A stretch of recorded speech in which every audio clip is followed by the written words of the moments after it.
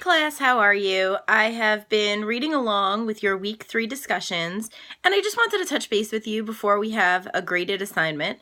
So, as I've been reading your discussions, I've noticed that many of you just began with the quote.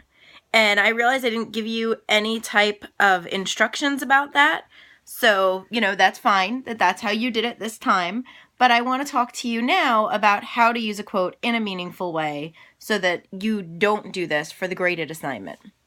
So first, you're going to start with what's called a topic sentence. You're going to identify what the real subject, what the real meat of your paragraph is. What do you want people to know from reading your paragraph? And you're going to begin with that statement. So it could be something like, television affects relationships, or watching television is a detriment to the family, or many parents think that television can benefit their children when in fact it's harming them. Something that makes a point, is not a summary of the article, does not use a quote, does not even mention Marie Wynn's name or the article's title. From there, you're going to develop a discussion. And in this case, part of your proof, part of your development is going to be Marie Wynn's article. So you might say, let's use the one about relationships. Television affects relationships negatively.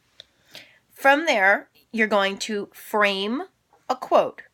So Marie Wynn, in her article, Television, the Plug-in Drug, makes a great argument for why television affects families negatively, in that it makes them have an escape instead of talking to one another and dealing with conflicts that need to be resolved.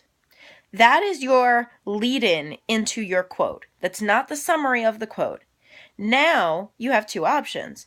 You can either directly quote a portion of something Marie Wynn said that corresponds to what you've just said, or you can even paraphrase something. So you might say, Wynn says, or Wynn writes, or Wynn asserts, or use some kind of nice action word, comma, open quotes, say your piece, close the quotes, put your parenthetical citation that says Wynn in the page number, put your period after it, and now you're going to do what's called following up. So framing the quote has 3 parts. You introduce it in a context, you quote, and then you follow up. So your following up is going to be a discussion of what was in the quote that was so important. So you might say, in this example, Wynn discusses a family that rarely sees each other, and a family that when they have issues or conflicts turn on a television. The greatest example from that was the siblings who, instead of mom sitting down with them and helping them solve their problem, just turns on a television. Now you're going to continue to develop that. This is dangerous for families because a lot of bonding comes from conflict resolution, in learning how to communicate with each other, in learning how to solve problems, how to understand what the other person wants. In order to be part of a relationship, and a successful relationship, you have to listen to one another. You have to compromise. When that's not happening, relationships are not thriving. This is an example of how you can then unpack the quote and talk about the situation. And then you can always lead into real life. This happens in my own home. But you can't just say this happens in my own home. You need to be able to follow it up with a specific example. And you may want to train yourself to use language like, for example, or in illustration. And then you can get specific. Then when you end your paragraph, you want it to end on a summary point, not a detail.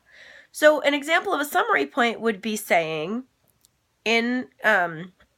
you can say in conclusion, I'm not a fan. You could say in summary, not really a fan. You could say therefore.